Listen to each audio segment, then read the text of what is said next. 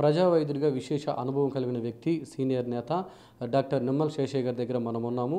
అయితే ఈ గుంటూరు నగరంలో ఇప్పటి వరకు చూసినటువంటి విధంగా అనేకమైనటువంటి హాస్పిటల్స్, కార్పొరేట్ వైద్యము, అదేవిధంగా కార్పొరేట్ హాస్పిటల్స్ ఎన్నో ఉన్నాయి.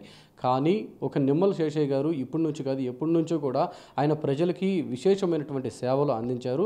ముఖ్యంగా గనుక గమనించినట్లయితే గ్రామీణ మరియు పట్టణ ప్రాంతాల నుంచి వచ్చేటువంటి ప్రజలకు ఒక కేర్ ఆఫ్ అడ్రస్గా ప్రజా వైద్యశాల నిలిచిపోయింది. ముఖ్యంగా కనుక గమనించినట్లయితే డాక్టర్ వైఎస్ రాజశేఖర రెడ్డి టైంలో ఆయన రూపాయి వైద్యానికి ఆయన వైద్య సేవలు అందించారు. కానీ ఇప్పుడు మన నిమ్మల శేషయ్య గారు ₹2 వైద్యానికి ఆయన తన వైద్యాన్ని మొదలుపెట్టారు. అయితే ఆయన ఆ వైద్యము స్టార్ట్ చేసినప్పటి నుంచి కూడా ప్రజలకు ఎలాంటి సేవలు ఆయన అందజేశారు, ప్రజల్లో ఆయన ఏ విధంగా ఆయన మంచి పేరును తెచ్చుకున్నారు, ప్రజలు ఆయన ఏ విధంగా ఆయన గౌరవించారు అనేటటువంటి విషయాలు ఎన్నో ఉన్నాయి. అయితే దీనికి సంబంధించి ఈరోజు మనం ఆయన దగ్గర ఉన్నాము. సార్, ఇప్పటి వరకు కూడా గుంటూరు నగరంలో ఏ ఆటో దిగి ఫలానా ప్రజా వైద్యశాల నిమ్మల శేషయ్య గారు అంటే తెలియని వ్యక్తులు అంటూ ఎవరూ లేరు. అయితే ముఖ్యంగా కనుక గమనించినట్లయితే మీరు చేసినటువంటి వైద్య సేవలు మరువలేనివి అంటున్నారు. అసలు కారణం ఏంటి?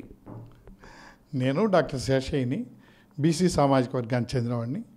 ఒక పేద రైతు కుటుంబంలో, ఒక కుగ్రామంలో కనీస సౌకర్యాలు లేని టైంలో నేను కష్టపడి 7 కిలోమీటర్లు నడిచి వెళ్ళి హై స్కూల్ చదువు పూర్తి చేసి మెరిట్ స్టేట్తో ఎంబీబీఎస్, ఎంఎస్ పూర్తి చేసి 1982లో ప్రభుత్వ వైద్యశాలలో అసిస్టెంట్ ప్రొఫెసర్గా head of the department of సర్జరీగా సేవలు అందించి 2008లో పేద ప్రజలకు సేవ చేద్దామనే ఉద్దేశంలో గుంటూరులో అప్పట్లో ఈ గుజ్జునగూడ అనేది చాలా మారుమూల ప్రాంతం. ఈ ప్రాంతంలో హాస్పిటల్ నెలకొల్పి ₹2 ఫీజుతో ఈ చుట్టుపక్కల ఉన్న 70 గ్రామాల ప్రజలకి తక్కువ ఫీజుతో సేవలు అందించాను. అలాగే ఆపరేషన్లు కూడా చాలా తక్కువ ఖర్చుతో చేశాను.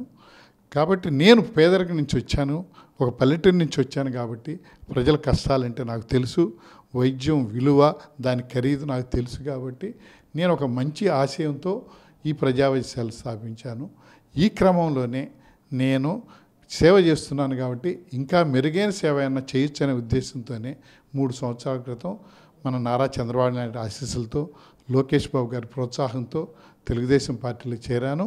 వాళ్ళు నన్ను బాగా ప్రోత్సహించారు. ఈ క్రమంలోనే నేను పార్టీతో పయనిస్తున్నాను. అంటే ఇప్పటి వరకు మీరు ఒక ప్రజా వైద్యుడిగా ఎన్నో పేర్లు పొందారు, ఎన్నో మన్ననలు కూడా పొందారు. కానీ సడన్గా రాజకీయాల్లో అడుగుపెట్టారు. అసలు ప్రధానమైనటువంటి కారణం ఏముంది? నేను 70,000 ఆపరేషన్లు చేసి ఒక రికార్డు స్థాపించాను.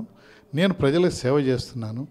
ఇంకా ఈ చుట్టుపక్కల గుంటూరు వెస్ట్ ప్రాంతంలో 18 అర్బన్ ఏరియాస్ ఉన్నాయి, 26 స్లమ్ ఏరియాస్ ఉన్నాయి. ఆ స్లమ్ ఏరియాస్కి వెళ్ళినప్పుడు వాళ్ళ స్థితిగతులను చూసి వాళ్ళ ఆరోగ్యం గురించే కాదు, ప్రజల జీవన ప్రమాణాలు పెంచాలంటే ఒక రాజకీయ ప్రోత్సాహం ఉంటేనే చేయొచ్చనే ఉద్దేశంతో, ఇంతవరకు చేసిన సేవతో ఇంకా మెరుగైన సేవ చేయొచ్చు అనే ఉద్దేశంతోనే నేను రాజకీయాల్లోకి వచ్చాను. అంతేగాని అందరిలాగా ఒక డబ్బు సంపాదించాలని కానీ ఇంకా పేరు ప్రతిష్టలు సంపాదించాలని కాదు. ఈ చుట్టుపక్కల ఉన్న ప్రజల యొక్క జీవన ప్రమాణాలు మెరుగుపరచాలని, వాళ్ళకి అన్ని సౌకర్యాలు కల్పించాలనే ఉద్దేశంతోనే నేను రాజకీయాలకు వచ్చాను. కానీ అంతకు మించి వేరే ఉద్దేశం ఏం లేదు. అంటే గుంటూరు 2లో ఇప్పటికే వైసీపీ ప్రభుత్వం నుంచి విడుదల రజనీ గారి టికెట్ ఖరారు చేశారు. ఆమె మీద పోటీ చేస్తున్నటువంటి వ్యక్తికి అంటే ప్రజలలో మన్ననలు పొందిన వ్యక్తి అయితే బాగుంటుంది అనేది ప్రజల ఆలోచన. అయితే ప్రజల చూపంతా కూడా మీ వైపే ఉంది అంటారు. గుంటూరు వెస్ట్ ప్రజలు చాలా తెలివైన వాళ్ళు. వాళ్ళకి తెలుసు ఎవరైనా డబ్బులు ఖర్చు పెడుతున్నారంటే అది కష్టపడి సంపాదించిన డబ్బులా లేకపోతే అవినీతితో సంపాదించిన డబ్బులా అని వాళ్ళకి తెలుసు. ఇక్కడ ప్రజలు ప్రలోభాలకు లోపడి డబ్బులు తీసుకొని ఓటేసేవాళ్ళు కాదు, చాలా తెలివిగల వాళ్ళు. వాళ్ళు ఆలోచిస్తారు. ఎవరైనా డబ్బులు పంచుతున్నారంటే ఆ డబ్బులు ఏ విధంగా వాళ్ళు సంపాదించారనేది వాళ్ళకి తెలుసు. కాబట్టి వాళ్ళు పాపులారిటీ ఉన్న వాళ్ళకి, స్వచ్ఛంద వ్యక్తులకి, సామాజిక సేవ చేసే వాళ్ళకి, ప్రజలకు అందుబాటులో ఉండే వాళ్ళకి, స్థానికులకే వాళ్ళు ఓట్లు వేస్తారని నాకు తెలుసు.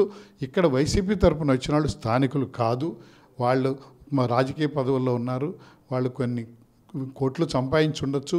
వాళ్ళు డబ్బులు పంచినంత మాత్రాన గుంటూరు వెస్ట్ ప్రజలు వాళ్ళ పక్క ఆకర్షిత అవటం కానీ వాళ్ళకి ఓటేయటం కానీ జరగదు.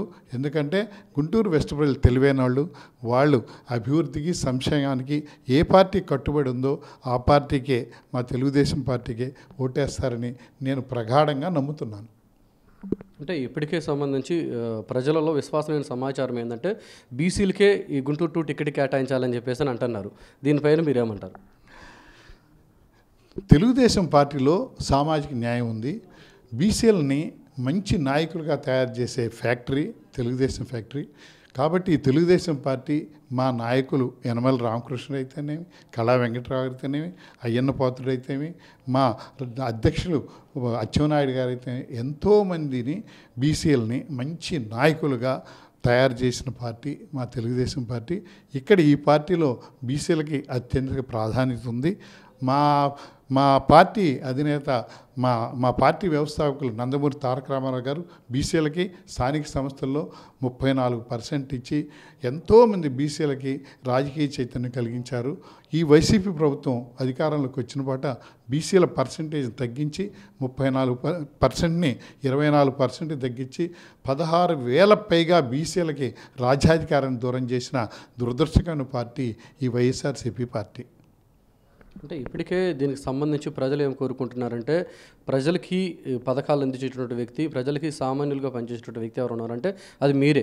అయితే ఇప్పటి వరకు బీసీ సామాజిక వర్గంలో అనేక మంది గుంటూరులో పోటాపోటీగా సీట్లు ట్రై చేస్తూ ఉన్నారు. అయినప్పటికీ కూడా ఏంటంటే ప్రజల మన్ననలు కానీ ప్రజల చూపు కానీ ఒక ప్రజా వైద్యశాలగా మీ వైపే చూపిస్తున్నారు. అసలు ఏంటి ప్రధానమైనటువంటి కారణం? నేను 45 సంవత్సరాలుగా ఈ వైద్య సేవలో ఉన్నాను. చుట్టుపక్కల 70 గ్రామాల ప్రజలకు సేవలు అందిస్తున్నాను. ఈ గుంటూరు నగరంలో ప్రతి ఒక్కరిని పేరు పెట్టి పిలిచి వాళ్ళ భుజం మీద చెయ్యేసి వాళ్ళు ఎక్కడి నుంచి వచ్చారో వాళ్ళ ఇల్లు ఏంటో సమగ్రంగా తెలిసిన వ్యక్తిని నేను. కాబట్టి ఇక్కడ ప్రజలు నన్ను ఆదరించారు, నన్ను ప్రోత్సహించారు. వాళ్ళు కూడా నేనైతే బాగుంటుందని వాళ్ళు కోరుకుంటున్నారు. ఆ ఉద్దేశంతోనే నేను రాజకీయంలో దూసుకుపోతున్నాను. తర్వాత అవతల పార్టీ వాళ్ళు ఎన్ని ప్రచారాలు చేసినా ఎన్ని చేసినా, ఎందుకంటే ఇక్కడ గుంటూరు ప్రజలకు కావాల్సింది అభివృద్ధి, సంక్షేమ పథకాలు ఇస్తున్నాను. జగన్మోహన్ రెడ్డి గారు నేను బటన్ నొక్కుతున్నాను, ఆయన సంక్షేమ పథకాలకు ఎంతోమందికి అకౌంట్లో డబ్బులు వేసని చెప్తున్నారు, కానీ వాళ్ళ అకౌంట్లో డబ్బులు పడలేదు. ఏ సమాజం అన్నా అభివృద్ధి చెందాలంటే అభివృద్ధి, సంక్షేమం రెండు ముఖ్యం. మనం సమాజాన్ని అభివృద్ధి చేస్తే సంక్షేమ పథకాలకు డబ్బులు వస్తాయి. కానీ జగన్మోహన్ రెడ్డి గారు ఎలాంటి అభివృద్ధి చేయకుండా సంక్షేమ పథకాలకి అప్పులు చేసి రాష్ట్ర ప్రజల మీద 12 లక్షల కోట్లు అప్పు చేసి నేను సంక్షేమ పథకాలు అమలు చేస్తున్నాను అంటున్నారు. కానీ మా చంద్రబాబు నాయుడు గారు ఆయన అభివృద్ధికి సంక్షేమ కట్టుకున్న వ్యక్తి. ఆయన అభివృద్ధి చేసి ఆ డబ్బులతో సంక్షేమ పథకాలను అమలు చేస్తానని ఆయన గట్టిగా చెప్తున్నారు. ప్రజలు కూడా దాన్ని నమ్ముతున్నారు. ఇప్పటికే కొంతమంది అనాథ పిల్లలు కావచ్చు, పేద ప్రజలను కావచ్చు, మీరు వారందరూ కూడా విద్యా వైద్యం అందిస్తున్నారని చెప్పేసి అని అంటున్నారు. నేను ఎంతోమంది పేద పిల్లల్ని చదివిస్తున్నాను, ఎంతోమందికి స్కాలర్షిప్లు ఇస్తున్నాం. నా పరిధిలో ఎవరు వచ్చినా కూడా లేదనకుండా నేను వాళ్ళకి సహాయం చేస్తున్నాను. ప్రజల్లో నా మీద మంచి అభిమానం ఉంది కాబట్టి ఈ ప్రజలంతా నన్ను ఆదరిస్తారని నేను ప్రగాఢంగా నమ్ముతున్నాను. అంటే హీరోస్ ఫ్యామిలీస్ హీరోస్ వస్తారు, డాక్టర్స్ ఫ్యామిలీ నుంచి డాక్టర్స్ వస్తున్నా అంటున్నారు. అంటే అసలు ఏంటి మీ ఫ్యామిలీ చరిత్ర ఏమంటారు? నేను ప్రభుత్వ వైద్యశాలలో ప్రొఫెసర్గా, అసిస్టెంట్ ప్రొఫెసర్గా, అసోసియేట్ ప్రొఫెసర్గా, హెడ్ ఆఫ్ ది డిపార్ట్మెంట్గా సేవలు అందించి కొన్ని కారణాల వల్ల నేను వాలంటరీ రిటైర్మెంట్ పెట్టి ప్రజా వైద్యశాల స్థాపించాను. నా భార్య doctor G Shailabala Guntur medical college ప్రిన్సిపాల్గా 5 సంవత్సరాలు సర్వీస్ చేశారు. ప్రభుత్వ వైద్యశాలలో ఆవిడ సూపరింటెండెంట్గా కూడా పనిచేశారు. మా పిల్లలందరూ డాక్టర్సే. మా పాప నిహారిక గైనకాలజిస్టు, మా అల్లుడు శివశంకర్ ఆయన ఆర్థోపెడిక్ సర్జను, మా అబ్బాయి పవన్ కుమార్ ఆయన జిప్మర్లో ఎంసీహెచ్ చేశారు. మా కోడలు సింధూర ఆవిడ కాస్మెటిక్ డెర్మటాలజీ. కాబట్టి మా కుటుంబం అంతా డాక్టర్సే. కారణం ఏంటంటే నాన్నగారు ఎప్పుడైనా ఏ కుటుంబాలైనా ఒక వ్యక్తి సక్సెస్ అయితే పిల్లలంతా ఆ పందాలోనే పయనిస్తారని దానికి ఉదాహరణగానే నేను ఈ ప్రొఫెషన్లో సక్సెస్ అయ్యాను. నేను ఎంతో పేద ప్రజలకి సేవ చేస్తున్నాను. దాన్ని చూసి మా పిల్లలు కూడా ఇన్స్పైర్ అయ్యి వాళ్ళు కూడా ఈ మెడికల్ ఫీల్డ్లోకి వచ్చారు. ఎంతోమంది వాళ్ళని ఐటీకి వెళ్ళమన్నా వాళ్ళు మేము వెళ్ళము, మా నాన్నగారు ఎక్కడికి వెళ్ళినా డాక్టర్ గారు వచ్చారా రండి అని ఆదరిస్తున్నారు. కాబట్టి ఆ ఆదరణే డబ్బులే. మనిషి బతకాలంటే డబ్బులు ఒక్కటే ముఖ్యం కాదు, వాళ్ళకి సెల్ఫ్ ఆత్మసంతృప్తి కావాలి. ఈ మెడికల్ ఫీల్డ్లో అందరికీ ఆత్మసంతృప్తి ఉంది కాబట్టి నా పిల్లలంతా ఈ పందాన్ని ఎంచుకున్నారు. వాళ్ళు కూడా నాతో పాటే పయనిస్తూ పేద ప్రజలకు సేవ చేస్తున్నారు. 70 గ్రామాలలో ఎక్కడ ఏ ఫంక్షన్ జరిగినా కానీ నిమ్మల శేషయ్య గారు ప్రధానంగా కనబడతారంట. ఏంటి అసలు అక్కడ విశేషం? నాకు ఎవరైనా వచ్చి కార్డు ఇచ్చి మా ఇంట్లో ఫంక్షన్ ఉందంటే వెంటనే నేను అటెండ్ అవుతాను. చాలామంది అడుగుతుంటారు, ఏమండి మీరు ఇంత బిజీగా ఉంటారు కదా, బిజీగా ఉన్న ఇన్ని ఫంక్షన్స్ అటెండ్ అవుతారని. నేను చిన్నప్పుడు చదువుకునేటప్పుడు మా ఇంగ్లీష్ మాస్టర్ నాకు ఒక సామెత చెప్పాడు, a busy man will attend all functions, lazy man will not attend any function.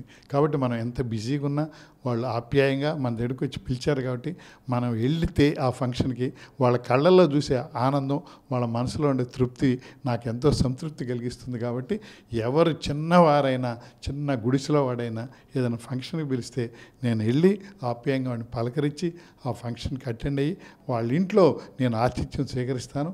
అది నాకు చాలా సంతృప్తినిస్తుంటుంది. ఇప్పటికే ప్రజలలో వినపడుతున్న మాట ఏంటంటే గుంటూరు 2 అనేది టీడీపీ అడ్డా అని చెప్పేసి అని అంటున్నారు. వైసీపీ ప్రభుత్వము ఎంతమంది అభ్యర్థులని అటు నుంచి అటు మార్చినా కానీ తప్పనిసరిగా తెలుగుదేశం పార్టీ అడ్డా ఏదంటే అది గుంటూరు 2 అని చెప్పేసి అని అంటున్నారు. నేను ఇంతకుముందే చెప్పాను, గుంటూరు ప్రజలు చాలా తెలివైన వాళ్ళు అన్నీ గమనిస్తుంటారు. మనకు తెలియదు అనుకుంటాం కానీ వాళ్ళు ప్రతిదీ గమనిస్తుంటారు. ఎక్కడ ఏం జరుగుతుందో వాళ్ళకి బాగా తెలుసు. ఎందుకంటే గుంటూరు జిల్లా ఇది రాజకీయాల అడ్డా. ఇక్కడి నుంచి ఎంతోమంది మంచి మంచి నాయకులు తయారయ్యారు.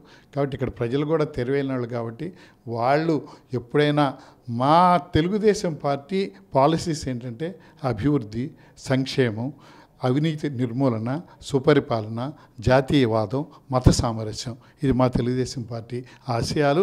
కాబట్టి ఈ ఆశయాలను మీకు చెప్పాను. అభివృద్ధి, సంక్షేమం అనే 2 కళ్ళు. మా చంద్రబాబు నాయుడికి ఎప్పుడు ఏపీ అంటే 2 కళ్ళు.